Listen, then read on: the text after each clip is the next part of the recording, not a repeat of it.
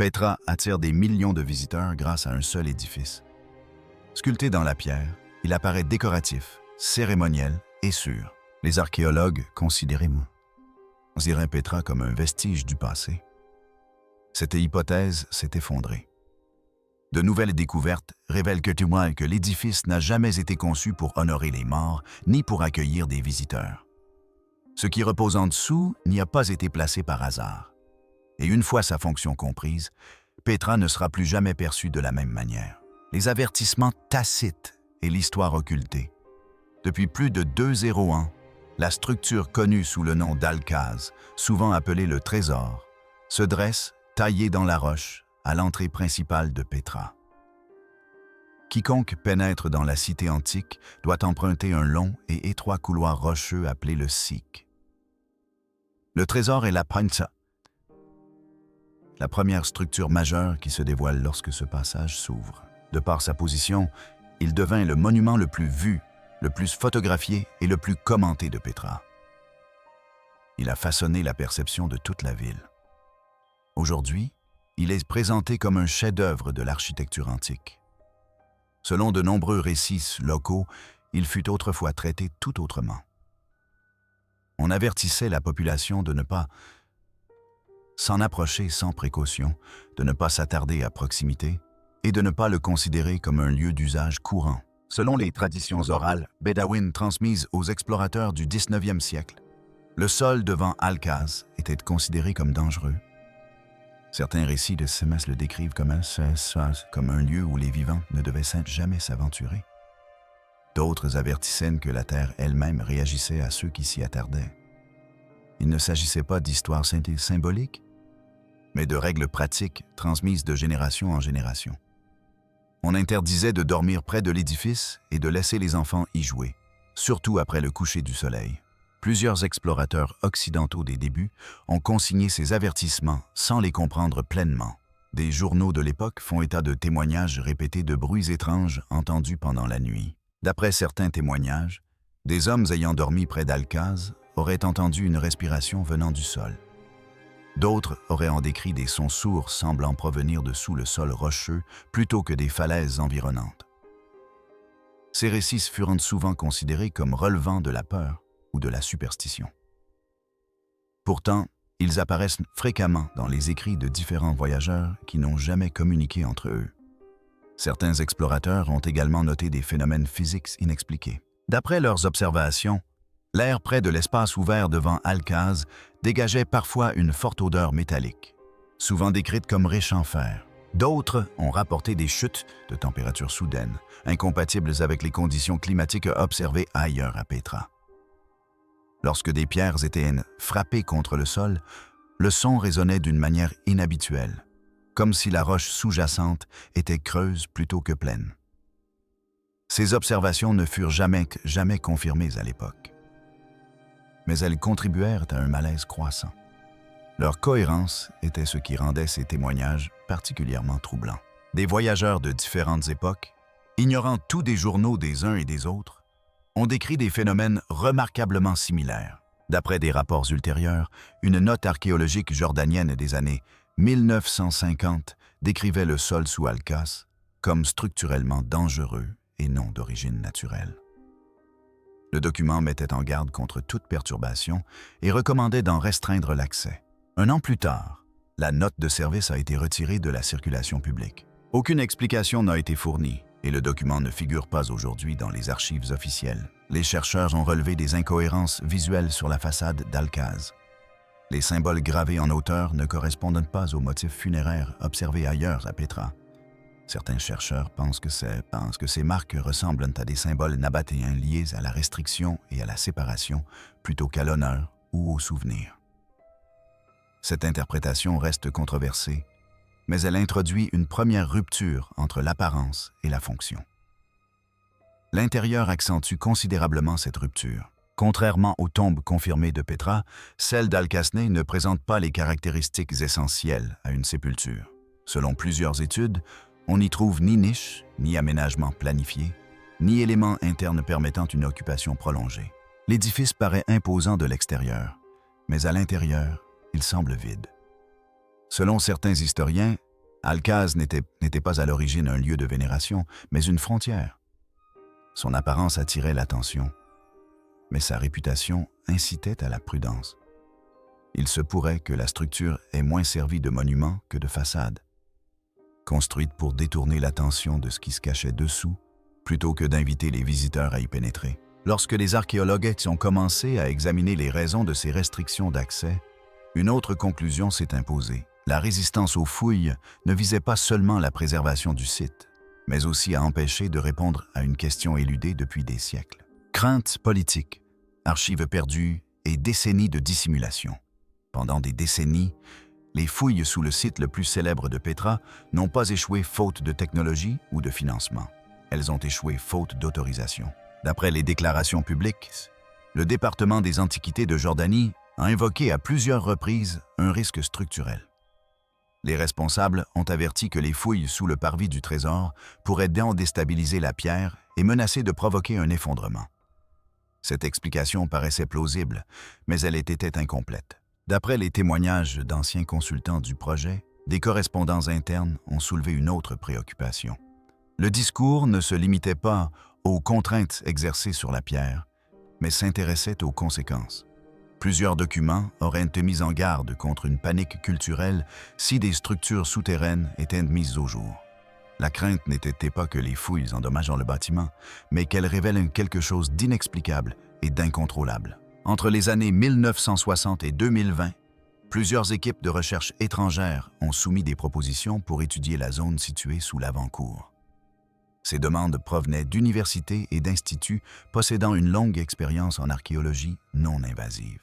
La plupart des demandes ont été rejetées ou mises en suspens indéfiniment.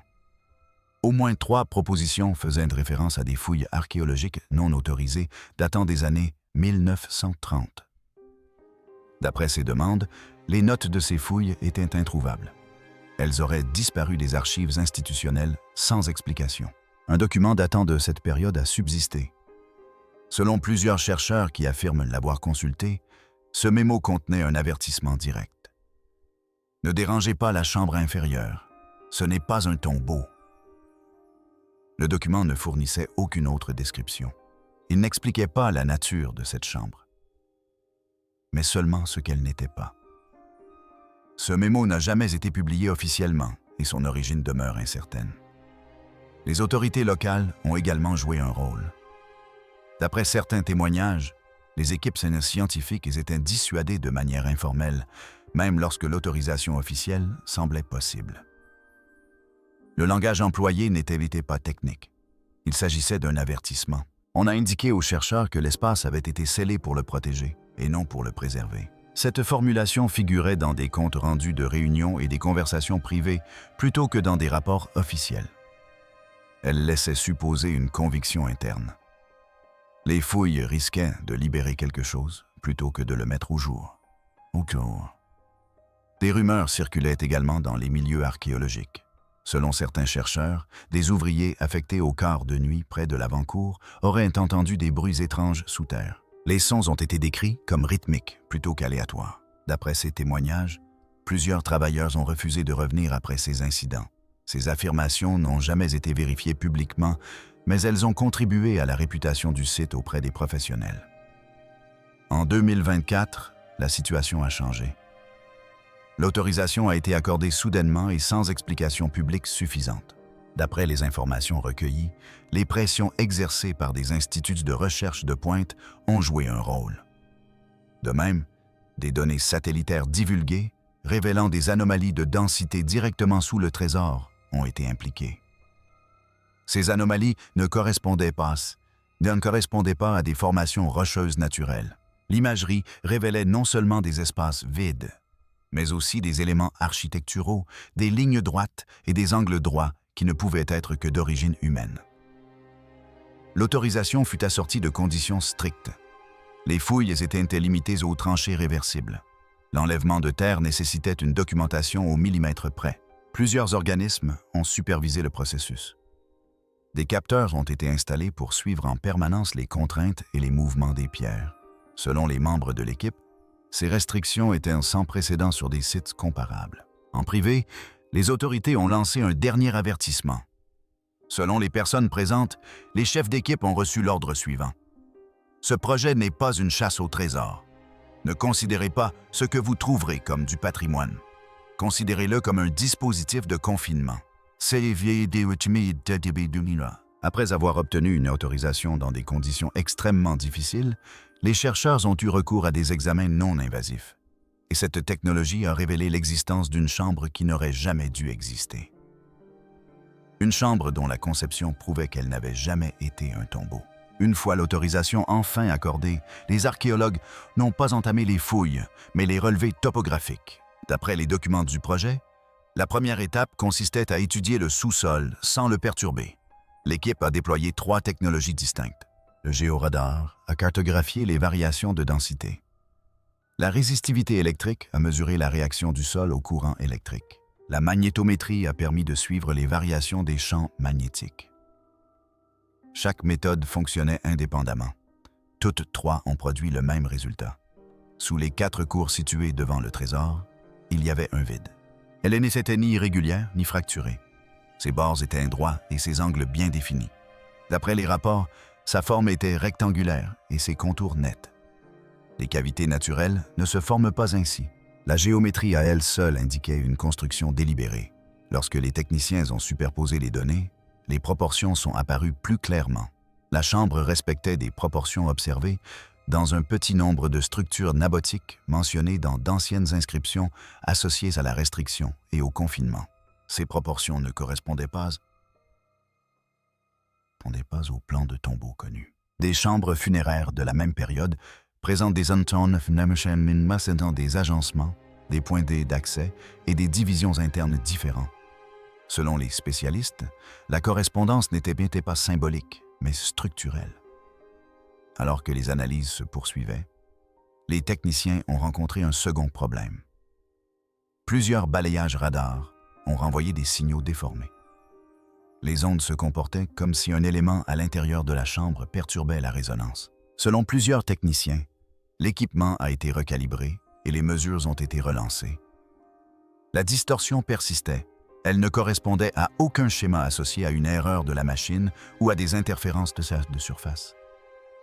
La perturbation du signal semblait localisée à l'intérieur même de la chambre. Les données magnétiques ont apporté un éclairage supplémentaire. D'après les rapports d'analyse, la chambre présentait des signatures thermiques résiduelles incompatibles avec celles des espaces funéraires. Ces derniers se stabilisent généralement à la température de la roche environnante au fil du temps, ce qui n'était pas le cas ici. Non. Les relevés suggéraient une exposition à des épisodes de forte chaleur répétés avant la formation du plafond. Les chercheurs ont noté que de tels schémas correspondent à des espaces clos utilisés pour des crémations contrôlées plutôt que pour des inhumations rituelles. Lorsque l'équipe a affiné les modèles radars, des motifs sédimentaires internes sont devenus visibles. Au lieu de se déposer uniformément, la matière à l'intérieur semblait comprimée en formation incurvée. D'après les analystes géotechniques, cette configuration suggère des mouvements internes antérieurs à la fermeture de la chambre. Les sédiments auraient été déplacés et repoussés vers l'extérieur, comme si des corps ou des masses importantes s'étaient déplacés à l'intérieur d'un espace confiné. À ce stade, l'interprétation provisoire a été modifiée. Selon un chercheur de St. l'Université Andrews, qui a examiné la reconstitution composite, a conclu que la conception indiquait une fonction à sens unique. La chambre permettait l'entrée, mais pas la sortie. Un responsable aurait déclaré « Quoi que ce soit, ce n'était pas conçu pour laisser sortir les gens ». Cette conclusion s'est rapidement répandue au sein de l'équipe. À mesure que les travaux progressaient, les conditions en surface ont également changé. Selon certains membres de l'équipe, rester près de l'avant-cour après le coucher du soleil devenait difficile. Des témoignages décrivaient une sensation de pression et une légère désorientation. D'autres ont constaté une accumulation de charges statiques sur le matériel et les vêtements. Ces effets n'ont pas été répertoriés comme des dangers, mais plusieurs chercheurs ont préféré ne pas rester sur place après la tombée de la nuit. Officiellement, la structure a été désignée comme anomalie C afin d'éviter toute spéculation. Dans le langage courant, la terminologie a évolué. D'après des notes internes, les membres de l'équipe ont commencé à l'appeler la chambre verrouillée, Ce nom reflétait ce que les données révélaient. Il ne s'agissait pas d'une cavité accidentelle, mais d'une structure scellée, conçue avec précision et à dessein. Dès lors, la conclusion était inévitable. Une chambre artificielle se trouvait sous le trésor. Sa conception ne correspondait ni à un usage funéraire, ni à un usage de stockage, mais à un usage de confinement. Face aux preuves irréfutables de l'existence d'une structure scellée sous le trésor, les fouilles sont devenues inévitables, obligeant les archéologues à se confronter à la première chambre et à la porte qu'elle dissimulait. Des marches ont été taillées pour l'enfermement. Les fouilles n'ont pas débuté avec des outils lourds. Conformément au protocole du projet, les archéologues ont utilisé des instruments en bois et des brosses douces dès qu'ils ont atteint le bord supérieur de la structure scellée. Il ne s'agissait pas d'une cérémonie. C'était panité par prudence. Les outils métalliques pouvaient parfois provoquer des étincelles ou fissurer des surfaces de pierre restées scellées pendant des siècles. Chaque geste était ralenti. Chaque couche était documentée avant d'en toucher une autre. La première structure distincte apparut juste sous la surface. D'étroits escaliers de pierre taillés à même la roche commençaient à descendre. Ils étaient raides et irréguliers. D'après les spécialistes en architecture, l'angle était inadapté à un usage particulier. Les escaliers funéraires sont conçus pour un accès répété et prudent. Or, ces marches ne l'étaient pas. Elles plongeaient abruptement et offraient peu d'appui. Certains chercheurs estiment que cette conception aurait provoqué désorientation et instabilité chez toute personne descendant. À mesure que les fouilles progressaient vers le bas, les parois bordant l'escalier devinrent invisibles. Elles étaient nues, sans sculpture, sans symbole, sans aucune décoration. Les blocs de pierre étaient solidement emboîtés, résistant ainsi aux forces extérieures. D'après l'analyse structurelle, ce type de renforcement n'était cohérent que si l'on s'attendait à une pression interne à la chambre. Il ne s'agissait donc pas d'une construction destinée à empêcher un effondrement, mais à contenir quelque chose. Un examen plus attentif révéla des marques sur les parois. Des rainures peu profondes et des marques irrégulières sont apparues à hauteur de bras sur plusieurs sections de pierre. D'après les rapports, ces marques ne correspondent pas à l'utilisation d'outils pour la construction. Certains spécialistes pensent qu'il s'agit de raclages causés par des mains ou des objets frottés à plusieurs reprises contre la surface. Leur emplacement et leur répétition suggèrent des mouvements et des résistances plutôt qu'un travail de finition. À mi-chemin de la descente, l'équipe a découvert un passage secondaire se détachant de l'escalier principal. Il n'est pas resté ouvert longtemps. Le tunnel était rempli de pierres et de débris. L'analyse du remblai a révélé qu'il avait été délibérément introduit de l'extérieur. Des marques d'outils sur la surface du plafond l'ont confirmé. Selon certains chercheurs, ce passage aurait pu servir de voie d'évacuation, avant d'être intentionnellement obstrué pour empêcher tout retour vers la surface. À mesure que les fouilles s'approfondissaient, l'environnement changeait. Les membres de l'équipe ont rapporté que l'air leur paraissait plus lourd. Les données de photogrammétrie ont révélé un comportement de la poussière inhabituel pour une tranchée ouverte. Les particules se déposaient rapidement et de manière irrégulière, suggérant une faible circulation d'air. Ce phénomène n'était pas uniquement dû à la profondeur. Il indiquait la présence d'un espace clos en dessous, où l'air ne se renouvelait pas normalement. Le son se comportait également différemment. D'après les rapports de l'équipe de fouilles, la parole normale produisait de faibles échos secondaires qui ne correspondaient pas à la forme du puits. Les mots semblaient revenir plus faibles et déformés, comme s'ils se réfléchissaient à travers d'étroits espaces internes. Certains spécialistes en acoustique pensent que la géométrie de la descente a été conçue pour manipuler le son, réduisant la clarté et augmentant la confusion. Au bas de l'escalier, la barrière finale apparut. Une grande dalle de pierre scellait complètement la chambre. Son ajustement était parfait. Aucun interstice, aucun passage pour l'air.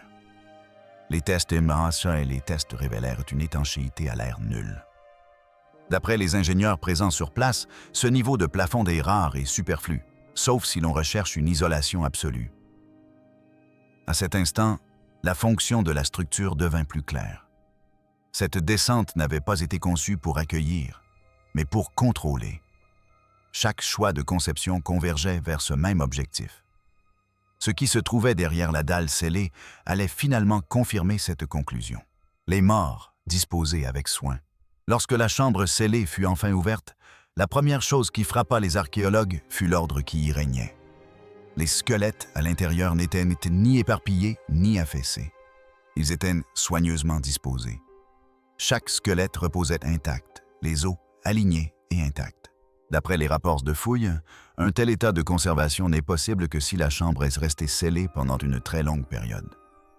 Aucune trace d'effraction ultérieure n'a été relevée. Aucun dégât n'a été constaté. Tout ce qui avait été placé là avait été laissé exactement à sa place. Un examen plus approfondi a révélé des particularités squelettiques inhabituelles. Plusieurs restes présentaient des marques osseuses que les spécialistes médico-légaux analysent actuellement afin d'en déterminer la signification. Ces marques ne correspondaient pas au schéma habituellement associé à la décomposition naturelle ou à la pression exercée lors de l'enfouissement, ce qui a nécessité des investigations complémentaires. La position des squelettes a accentué ces inquiétudes. Certaines personnes étaient indisposées dans des positions inhabituelles pour les rites funéraires nabotiens connus. Plusieurs individus étaient placés face contre terre ou courbés en avant, dans des postures atypiques pour les pratiques funéraires nabotiens habituelles. D'après des chercheurs connaissant bien les pratiques régionalistes, ces positions n'ont aucune signification cérémonielle. Elles ne symbolisent ni l'honneur ni le deuil. Elles semblent imposées plutôt que choisies. Les objets déposés auprès des squelettes ajoutaient une couche de malaise supplémentaire.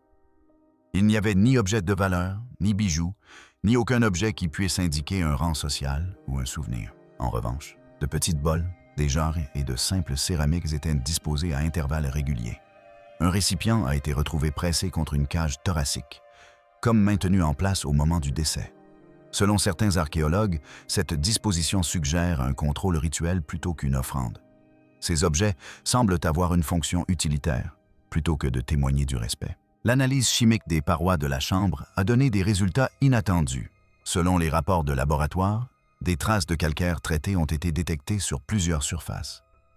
Ce traitement est associé, dans le contexte nébotien, à des pratiques de purification ou de confinement, et non à une préparation funéraire classique. La substance semble avoir été appliquée de manière délibérée et uniforme, suggérant un processus contrôlé plutôt qu'un simple décor. La disposition des objets autour des squelettes suivait également des motifs.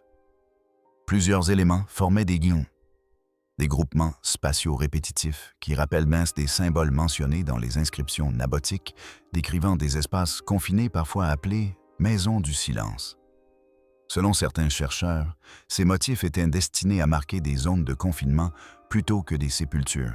Cette interprétation reste sujette à débat, mais la répétition était indéniable. Un autre détail a attiré l'attention. Plusieurs squelettes étaient disposés par paires et non en famille.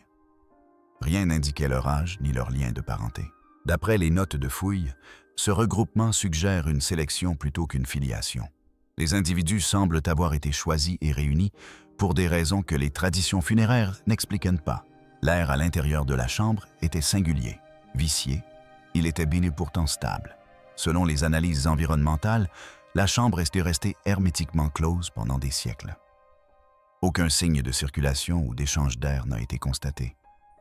Cette stabilité conforte l'hypothèse que cet espace a été conçu pour un isolement prolongé plutôt que pour recevoir des visiteurs. Pris dans leur ensemble, les éléments convergeaient vers une seule conclusion. Cette chambre n'était pas conçue pour honorer les morts, mais pour contrôler les individus. Chaque élément suggère un contrôle avant la mort et un isolement après. Selon certains chercheurs, il ne s'agissait pas d'un tombeau défaillant, mais d'un système fonctionnant parfaitement comme prévu. Cependant, les questions soulevées ne s'arrêtaient pas là. Elles devenaient au contraire plus pressantes. Ce qui se cachait derrière le prochain espace scellé allait contraindre les archéologues à se confronter à la véritable fonction de ce qui avait été construit sous Pétra. La vérité éclata. Lorsque la seconde chambre scellée fut ouverte, le changement fut immédiat. D'après les rapports de fouilles, un souffle d'air emprisonné s'est échappé de l'ouverture. Les membres de l'équipe l'ont décrit comme lourd et difficile à respirer. Il dégageait une odeur de décomposition mêlée de suie et de fortes traces chimiques. Un chercheur a déclaré plus tard avoir eu l'impression de respirer quelque chose qui avait été scellé à l'écart du monde pendant bien trop longtemps. À mesure que la visibilité s'améliorait, l'état de la chambre s'est devenu clair. Les parois étaient noircies par des couches de suie.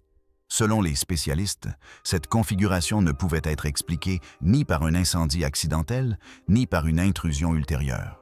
Les marques étaient uniformes et étendues, suggérant des brûlages contrôlés répétés, effectués alors que la chambre était scellée.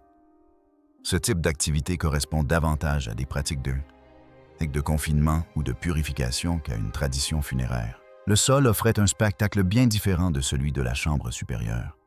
Ici, les squelettes n'étaient pas disposés, mais empilés. Les membres se chevauchaient, les articulations étaient disloquées et de nombreux crânes présentaient des fractures. Des côtes étaient dessillées et étaient brisées. D'après l'analyse médico-légale, ces dommages sont survenus avant le décès ou lors d'un confinement extrême. Ils ne correspondent ni à un effondrement naturel, ni à un tassement à long terme. Parmi les restes découverts, un détail a interpellé l'équipe. Le squelette d'un enfant était étroitement pressé contre celui d'un adulte. Cette position suggérait une ultime tentative de protection plutôt qu'une mise en scène rituelle. Selon les rapports, cette disposition reflétait la panique et la promiscuité. Elle ne reflétait pas un rituel, mais la peur. Près du mur du fond, 3 squelettes se dressaient à l'écart des autres. Leur disposition était délibérée. L'un d'eux, d'après les marques laissées, semblait appartenir à un rang social élevé. Les 2 autres portaient des traces de graves traumatismes. Selon certains spécialistes, cet agencement pourrait indiquer une exécution rituelle ou une escorte forcée vers un lieu de détention. Le contraste entre l'ordre et la violence était saisissant. Les objets retrouvés dans la chambre ont permis d'affiner le tableau. Plusieurs jarres en céramique contenaient d'épais résidus. Les premières analyses ont révélé la présence de composés riches en fer mélangés à des cendres et à de la résine végétale. D'après les archives historiques, des mélanges similaires étaient utilisés dans l'Antiquité pour provoquer confusion, soumission ou désorientation. Ces substances n'avaient aucune vocation décorative. Elles étaient fonctionnelles. L'examen des ossements a révélé d'autres signes de contention. Des luxations compatibles avec une contention étaient présentes dans plusieurs squelettes. D'après les experts médico-légaux, ces blessures surviennent lorsque les mouvements sont restreints pendant une période prolongée. Cela confirme l'hypothèse que des personnes ont été retenues vivantes. Ce qui manquait était tout aussi important que ce qui a été retrouvé. Il n'y avait ni inscription, ni texte commémoratif, ni nom, ni aucun signe de souvenir. La chambre ne rendait aucun hommage aux personnes qui y reposaient. Selon les archéologues, cette absence était délibérée. La mémoire n'était pas l'objectif. L'élimination a été constatée. Lorsque la conception architecturale, les preuves matérielles et le contexte historique ont été considérés conjointement, un schéma clair s'est dégagé. Les sources nabotanes antiques font référence à des structures fermées utilisées pour isoler les individus considérés comme dangereux, contaminés ou socialement inacceptables. D'après certains chercheurs, cette chambre correspond précisément à ces descriptions. Cela a complètement redéfini la signification de la structure. Le visage orné sculpté dans la roche n'était pas sa fonction première, mais un simple artifice. Il attirait le regard vers le haut tout en dissimulant ce qui se trouvait en dessous. L'édifice n'invitait personne à y entrer. Il servait à cacher quelque chose. La découverte sous Pétra ne se limite pas à une simple note de bas de page. Elle bouleverse notre compréhension du site dans son ensemble. La structure la plus célèbre de Pétra n'a pas été construite pour honorer qui que ce soit, ni pour un lieu de culte, ni pour les morts. Selon les preuves désormais disponibles, elle a été construite pour enfermer les vivants et les faire disparaître à jamais. Voilà la vérité que la pierre était censée dissimuler. Si vous avez apprécié cette vidéo, n'hésitez pas à cliquer sur « J'aime » et à vous abonner.